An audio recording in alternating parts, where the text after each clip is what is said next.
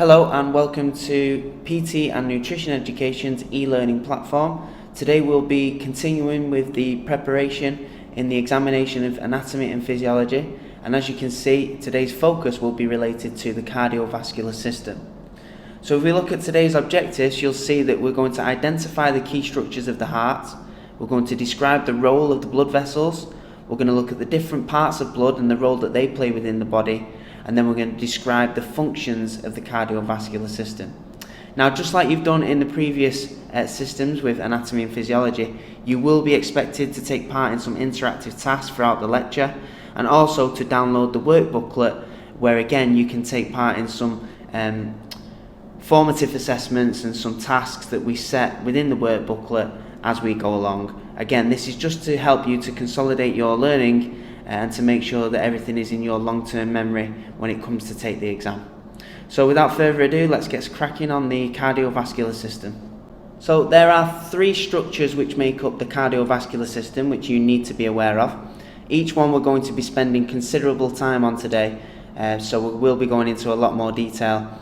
And that is the heart, the blood vessels and the blood. So the heart, we're already aware, is a special cardiac muscle tissue which does not get tired. We mentioned this in the muscular system, that it's got the ability to speed up and slow down based on the demands that you place on the heart. The blood vessels, which are essentially the carriers for our blood cells and nutrients around the body. We have different blood vessels which you're going to be learning about. And then we've got the blood. So there are four main constituents that make up blood, and these are known as red blood cells, white blood cells, plasma and platelets. Each one plays a very specific role within the cardiovascular system, which we're going to be talking about. So the first structure that we're going to focus on is the heart, and as you can see, we're going to learn this in the love heart formation. Now, of course, this is not really what the heart looks like. It's proper anatomical illustration you can see here. But just for the sake of learning the different structures, it may be a little bit easier just to identify using this model. Of course, as we go through, you can keep on referring to the proper anatomical illustration just to make sure that you're keeping up as we go through each one of the structures. So firstly, we have to identify the right side and the left side of the heart. Now, when we're looking at a structure of the heart on a piece of paper, on a computer screen, of course, we're seeing a mirror image of what the heart's right and left side is. So, of course, this side here that we can see is the right side, and this side here is the left side.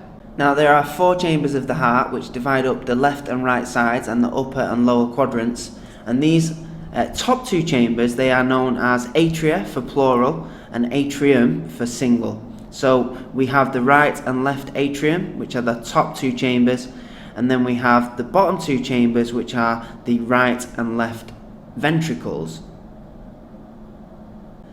Now, the left and the right side of the heart are separated by a muscle which is known as the septum. So the septum is simply just stopping the oxygen-rich blood mixing with the oxygen-poor blood. So you'll see here that when we talk about the right side and the left side, these are dealing with different types of blood in terms of how much oxygen they have. So on the right side, deoxygenated blood is dealt with and then delivered to the lungs.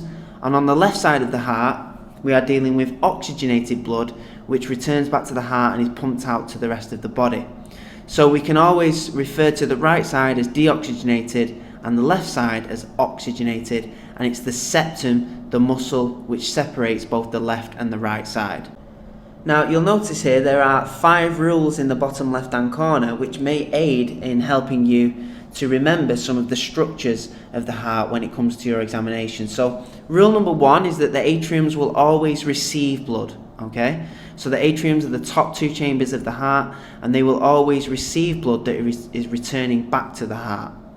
Ventricles, they will always pump blood. So the ventricles are actually quite muscular in terms of the walls of the ventricles, and this is because they are trying to pump blood up and out of the heart to the lungs or to the rest of the body. The word pulmonary, which you'll see feature a few times when we're talking about different structures of the heart, simply just means lungs. So whenever we say the word pulmonary, we're talking about either travel to the lung or travel back from the lung. Rule number 4 is that an artery now an artery begins with A, will always take blood away from the heart. So artery is A, away. And then a vein will always return blood back to the heart. So these 5 rules I've always found are useful in remembering when it comes to identifying the structures of the heart. Now, when it comes to naming the different structures of the heart, it makes sense to learn these step by step as blood travels through the heart to the rest of the body. So blood returning to the heart on the right hand side is deoxygenated, of course. We've already identified that. And of course, when we look at rule number 5, when blood is returning to the heart, it will return via a vein.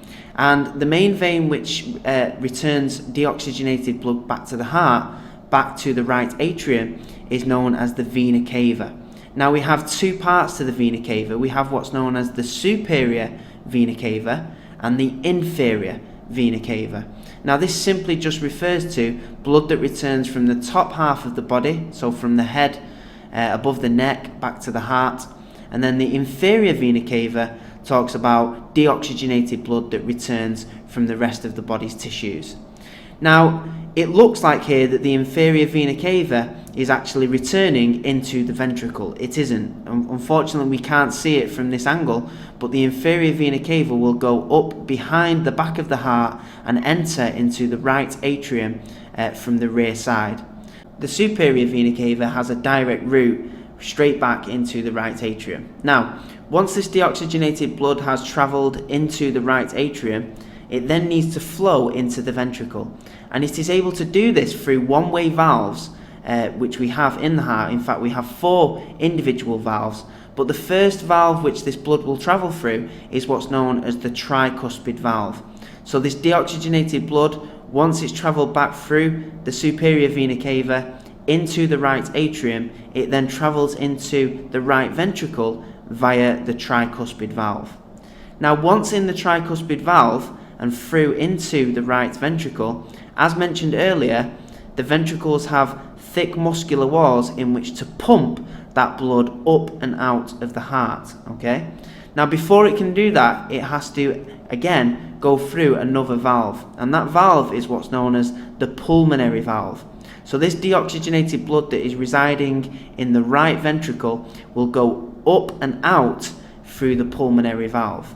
Now, as we mentioned earlier, rule number 3, this refers to pulmonary and the word lung. So we now know that because this blood is deoxygenated, that the pulmonary valve is allowing access and flow to the lungs so that blood can be oxygenated.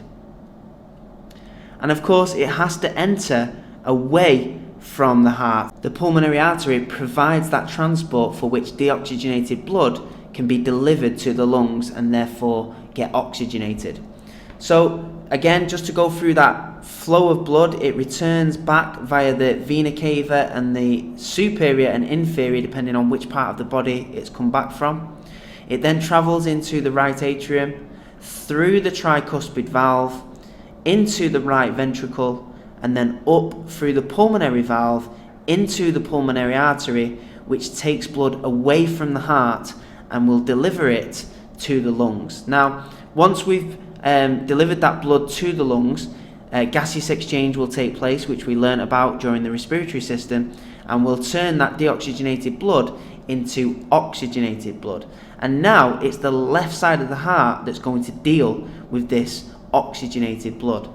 Now, if we go back to our rules, of course, when blood is returning back to the heart, it's going to return back from the vein, okay? And it's going to return back from the lungs. So therefore, if we put those 2 words together, we've got the pulmonary vein, which is returning oxygenated blood back to the heart. Now, once it's into the heart, it's then residing in the left atrium. And of course, we want to be able to get into the ventricle in order for that blood to be pumped up and out of the heart and to the rest of the body. Now, of course, we do this through another valve, and the valve on the left side of the heart is what's known as the bicuspid valve. Okay, so the blood that is oxygenated travels through the pulmonary vein into the left atrium and through the bicuspid valve into the left ventricle. Now, it's the left side of the heart which actually has the largest muscular walls, because here we're delivering now blood to the rest of the body. We need to be able to get this blood pumped all the way from the top of our heads all the way down to our tiptoes. So of course we need a lot of power, a lot of strength from the heart in order to deliver that blood. Now before we can deliver that blood, we again have to go through another valve. And we go through what's known as the aortic valve. The aortic valve is known as the aortic valve because it's about to enter into the largest artery within the human body. And the largest artery is known as the aorta. The aorta is the size of a garden hose and will allow blood to travel under really high pressure in order to be delivered quickly to the rest of the body's tissues. So that brings to a close all of the structures that you need to be able to identify at the heart. Hopefully you've been following along with the flow of blood, and this has helped to gauge your understanding of the different structures, but as well to identify these structures on the proper anatomical illustration in the bottom right hand corner here will help to facilitate your understanding of the heart structures and the recall during the examination. So to follow on revising for the structures of the heart, there are 2 tasks that we'd like you to complete now. The first one is an interactive task which you can find on the link below underneath this video. This will take you to a match the missing word for the different structures of the heart which you can complete. So pause the video now and then go and complete that. And then just to consolidate the remainder of the different structures of the heart, and also an additional task which is a fill in the missing word task, will help you to put that into writing, and again you can revise this at a later date. You can find this in the work booklet underneath the Cardiovascular System booklet, and there you can fill out the task on page 1 and page 2 which relates to the structures of the heart. Again, pause the video, complete the task, and then we'll move on to the next objective. Now, in addition to the structures of the heart, we also need to be aware of what's known as the pulmonary and systemic circulatory systems. So this simply just refers to blood that's delivered between the heart and the lungs, and also blood that's delivered between the heart and the rest of the body. So if we first off take a look at the pulmonary circulation system, you'll see here that this is blood which is being delivered from the right side, which of course is deoxygenated blood, and then delivered via the pulmonary arteries to the capillaries in the lungs where gaseous exchange takes place. This process of gaseous exchange then of course turns that blood oxygenated and will return blood back to the heart via the pulmonary vein onto the left atrium. So this circuit here where we're turning deoxygenated blood into oxygenated blood through gaseous exchange via the pulmonary arteries and the pulmonary veins is what's known as the pulmonary circuit. The systemic circuit is circulation to the rest of the system, hence the word systemic. So when we're delivering oxygenated blood back to the heart through the left atrium into the left ventricle, it will then travel up and out through the largest artery we have in the human body, which is the aorta, and then that oxygenated blood is delivered to the rest of the body's tissues. So of course if we're doing physical activity in the form of gym exercise, then it's going to be delivered to the working muscles. Now once again that process of diffusion takes place, oxygen is used through aerobic respiration, and then we have what's known as deoxygenated blood that's being created and then delivered back to the right side of the heart via the vena cava. This circuit where blood is being delivered to the working tissues is diffused and through aerobic respiration turned into deoxygenated blood and therefore returned back to the heart to undergo that cycle again is what's known as systemic circulation. So that's the distinct difference between those 2 circuits which you need to be aware of for your exam. Objective 2 looks at the role of the blood vessels within the cardiovascular system, and we're going to look at each one of the blood vessels and some of the derivatives of those blood vessels, and in particular the role which they undertake. So if we look at arteries first, arteries we've already learned take blood away from the heart, and the majority of them carry oxygenated blood away from the heart with the exception of the pulmonary artery. So you'll remember from the previous slide about the heart, the pulmonary artery is actually on the right side of the heart and is taking deoxygenated blood away from the heart to the lungs in order to get oxygenated. However, all of the other arteries within the body are carrying oxygenated blood. They handle blood at high blood pressure, so they have thick muscular walls in order to deal with these high pressures. If you look here at the picture, you'll see that there are a few layers to an artery, and this is simply just to keep the artery intact when blood is travelling really fast through these individual blood vessels in order to get to the body's tissues. They also consist of smooth muscles. So smooth muscle has the ability to contract and relax. In the case of an artery, this is what's known as vasodilation or vasoconstriction. Vasodilation relates to when an artery will open up in order to increase blood flow to a particular tissue or muscle within the body. So for example, if we were to be working on the biceps during some bicep curls, the arteries that supply the blood to the biceps brachii will vasodilate in order to get increased blood supply to that area. Now, by the same token, vasoconstriction relates to when the arteries will close up or constrict. And this will relate to when certain areas of the body are not being used and therefore blood flow is reduced in a certain area. This dynamic of blood being redistributed to parts of the body where demand is high is what's known as the vascular shunt mechanism or blood shunting. So this is just simply where a stimulus is placed on the body and the cardiovascular system will act by increasing blood flow to certain areas through the processes of vasodilation, and of course where areas of the body blood is not needed, the arteries will vasoconstrict and therefore reduce the amount of blood flow to a particular area.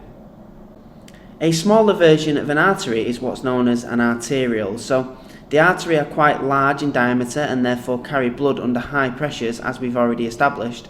But in order to get to more hard to reach areas of the body and smaller tissues within the body, they break off into smaller versions known as arterioles. So as you can see from the bullet point list here, they have a very small diameter, okay? They have thinner walls than arteries, and they can control the blood flow into the capillaries. So much like the way in which the respiratory system is designed, where the trachea turns into the bronchi and then turns into the bronchioles, and eventually gaseous exchange takes place at the alveoli, the same really applies here, where the main artery, which is the aorta, will then split off into smaller arteries and eventually into even smaller arteries known as arterioles, where they will surround a tissue with the capillaries and therefore provide oxygenated blood to those tissues. So arterioles, very simply, are just smaller versions of arteries where we can deliver oxygenated blood to a wide range of tissues in a much more effective manner. Veins are the second type of blood vessel that you need to be aware of, and as we've already established, veins are returning blood back to the heart.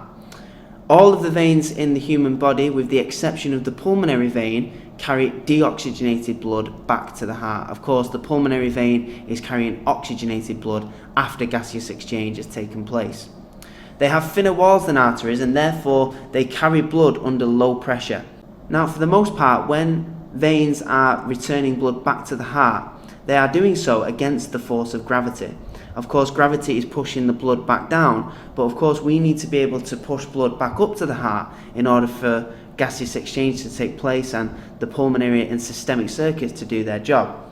Now, the veins are equipped with what's known as pocket valves, and these are one-way valves which prevent blood from flowing backwards against the force of gravity. So these pocket valves will essentially stop any blood travelling back down the vein and therefore travelling the wrong way, making sure that all of the deoxygenated blood is returned back to the heart safely. Another mechanism which is in place, and as we identified above the artery, we have smooth muscle which has the ability to contract and relax. Now, just like the process of peristalsis in the digestive system, where we propel food through the small and large intestine, the veins also have this ability to push blood up and therefore fight against the force of gravity and prevent backflow. So it's the smooth muscle within the vein which allows to contract, and that process of peristalsis where blood or venous blood return can take place. Venules are smaller versions of veins, and these are tasked with, again, returning blood back to the heart. However, the veins are too large to get to certain areas of the body, and therefore they branch off into smaller versions known as venules. So the job of the venule is to collect blood that leaves the capillaries after diffusion has taken place. Once that venule has picked up that deoxygenated blood, it can then return it back into the vena cava and then return via venous blood return to the right side of the heart. So they're transporting deoxygenated blood to the veins so that venous blood return can take place. And the third and final type of blood vessel which you need to be aware of is what's known as a capillary. So as we mentioned, we have smaller versions of arteries known as arterioles, and then eventually they will divide into the smallest type of blood vessel, which is known as a capillary. They are the smallest because they are literally only 1 cell thick. This means that one red blood cell at a time can only fit through these very small capillaries. And you can see here that they divide and surround a tissue like a net. So if we imagine the bicep brachii, for example, while doing a bicep curl, the bicep brachii will be covered by these blood vessels, these capillaries, like a net to deliver oxygen and then also pick up any of the waste products, carbon dioxide, lactic acid, and then deliver that back into the venule, where again that process can take place of venous blood return. So capillaries are all about transferring oxygen to the working muscle, any nutrients such as protein, carbohydrates and fats that can be broken down and used for fuel and repair and things like this, and also then to pick up any of the waste products from aerobic and anaerobic respiration and then deliver that back into the venule, where we can remove those waste products through the circulatory system. So just to recap all of the blood vessels, there is a task in your work booklet which you can complete. Here you have to match up the diagram and the functions of each one of the blood vessels to try and help you remember for the examination. Pause the video now, go and complete the task, and then we'll move on to the next objective. The objective of the cardiovascular system relates to the role of blood. And blood is actually made up of 4 individual constituents which do a very specific job, and we're going to look at the role of each one of these. So the first one is a red blood cell. Now a red blood cell is tasked with transporting oxygen and CO2 around the body. Of course we have to deliver oxygen to the working tissues so that aerobic respiration can take place, and of course we need to pick up CO2 from the byproduct of aerobic respiration and then remove that through diffusion. But of course oxygen and CO2 wouldn't be able to travel around the body if it wasn't for a red blood cell. And within a red blood cell we have what's known as a protein called hemoglobin. And hemoglobin is actually what allows oxygen and CO2 to cleave and hang on to a red blood cell. Within one red blood cell we have around 250,000 hemoglobin, and each hemoglobin has got the ability to hold on to 4 particles of gas. So really for one red blood cell we have the ability to carry 1 million particles of oxygen. When we consider that we have millions of red blood cells within the body, this obviously shows us the extent to which how much oxygen we can take in, to carry and to use around the body and its tissues. Now, just to extend your knowledge on red blood cells, there is a fantastic resource on the website which you can access on the link just below this video, and this will take you to a range of videos which you can look at. Now there is a video which is dedicated to red blood cells where you can extend your knowledge on some of the roles which the red blood cell plays, and also the lifespan, how they're born, where they die, a range of different things about red blood cells which you can learn. So if you wish, you can stop the video now, click onto the website link and then watch the video on red blood cells to extend your knowledge. The second part of blood is what's known as a white blood cell. White blood cells are tasked with fighting infection within the body. So white blood cells are activated whenever there is any kind of bacteria, pathogen or microbe which may cause harm to the body. And these white blood cells will then go to that site of infection and then literally start to eat up those bacteria or harmful microbes in order to repair the body and make sure that infection or viruses don't progress. White blood cells actually make up one of the most sophisticated defense systems on the planet, and to see these ferocious fighters in action, you can access a video once again on the video link to find out a little bit more about white blood cells and the way in which they work. So again, pause the video now, go and watch the video and find out a little bit more about white blood cells. The third part of blood is what's known as a platelet, and a platelet is tasked with clotting of the blood if there is any kind of breach to the blood vessel wall. So if the blood vessel wall is compromised, and of course blood then is seeping out of that particular blood vessel, a chemical signal is sent to that particular area where platelets will be informed, and they rush to basically form a net around that particular abrasion or cut. So in doing this, it stops the blood from seeping out of the blood vessel, and then the repair process can begin. Now again, to watch a video which has a lot more detail than what I've just explained, this shows a boxer's road to recovery from a cut in the capillary vessel wall underneath his eye. And the final part of blood is what's known as the plasma, and the plasma basically gives blood the ability to travel at the speed and efficiency at which it does. If we didn't have any plasma, then our blood containing red blood cells, white blood cells and platelets would basically be as thick as tar. So what plasma does is lower the viscosity of blood. Viscosity is a word which means thickness. So of course, if we lower the viscosity, then we have a more water-like substance where blood can flow freely through those blood vessels.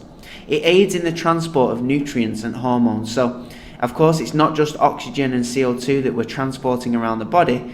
We're transporting a whole host of different particles and nutrients and hormones to the body's tissues.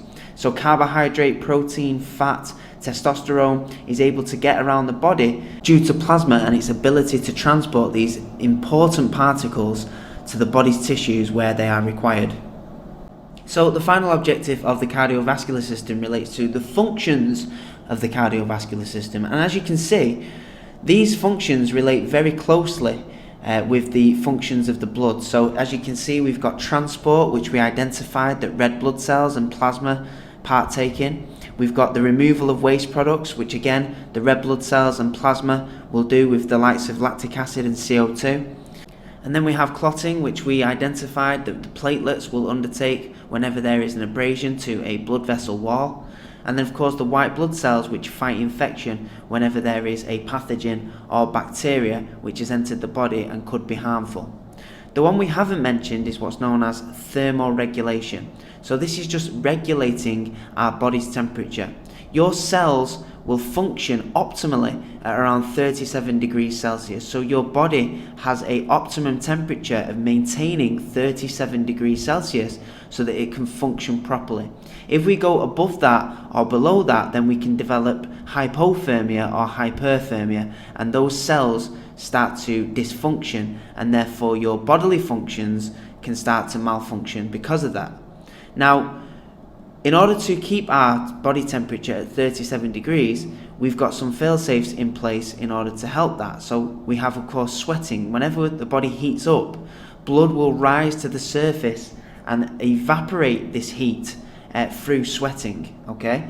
So thermoregulation is just the process of maintaining 37 degrees, and it's your cardiovascular system which will do that by bringing blood to the surface of the skin whenever we need to release heat. The same applies whenever we need to maintain heat. Of course, this is really important around our vital organs, which centralize in the thoracic cavity of the body. So whenever we need to maintain a core temperature, your body, through the process of vascular shunt, which we spoke about earlier, where blood is redistributed to an important part of the body, so it is the outer extremities which will feel the cold first, because when blood is redistributed to the core of the body to maintain 37 degrees, the extremities are considered less important, and the body will of course always prioritize what needs to keep our body functioning, and that's our heart, our lungs and our brain. Once again, there is a fantastic video resource which you can access on the website, and this will take you through the process of thermoregulation, an experiment which is carried out with firefighters. So there's some really useful information to help you try and understand thermoregulation that little bit further with this fantastic resource. So once again, pause this lecture, click on the link and then you can watch the video to gain further understanding for the functions of the cardiovascular system. So just to finish off the functions of the cardiovascular system and the functions of the blood, you will see that in the final page of your work booklet there is a task in which you are asked to identify the 4 components of blood and a little bit of information about each, and as well the 5 functions of the blood. Blood pressure is a measure of the force exerted by blood against the arterial blood vessel wall. Now, blood pressure is a pretty routine measure of how healthy our cardiovascular system is, and it's something that you may have had measured before during a routine health check at the doctor's, for example. Now, in terms of understanding blood pressure, there are 2 values which come with a blood pressure result. The first one is the top value, as you can see here, which is 120. So a average blood pressure, a optimal blood pressure, is around 120 over an 80. Now, the first number here, 120, relates to what's known as the systolic blood pressure, and this is relating to when the heart contracts. Overall, a heartbeat is actually 0.8 seconds, and 0.3 of those seconds is when the heart is contracting. So the first number, of course, when those ventricles are pumping blood out of the heart under a higher pressure, this number is why it is higher when it comes to an average reading. Diastolic blood pressure is relating to when the heart is relaxing. So when the heart relaxes, this takes place over 0.5 seconds, and this generally is the lower number of the 2. This number here, 120 over 80, is a measurement of millimeters of mercury, and this is just one of the ways in which we can measure an average blood pressure, and if you're in this range, then your blood pressure is considered of an optimal level. However, of course, these blood pressures can increase with our health and also with exercise. So if we look at this chart here, you'll see that when we do some aerobic exercise, our blood pressure can go from around 120 to around 175 or 180, and our diastolic pressure can rise around about 80 and maybe a little bit maybe towards 90. So we get a slight increase in blood pressure from aerobic exercise. But if we then compare that to some real high intensity resistance training, like a 2 leg press heavy load, you'll see that blood pressure can rise nearly to 275 millimeters of mercury for the systolic pressure and around up to 170 for the diastolic pressure. So this blood pressure can change based on the stimulus that you put on the body. But of course, there are also health implications to a resting blood pressure being higher. So as you can see, the force of blood at which it travels through those arteries can increase, for example, with cholesterol buildup on the side of those blood vessel walls.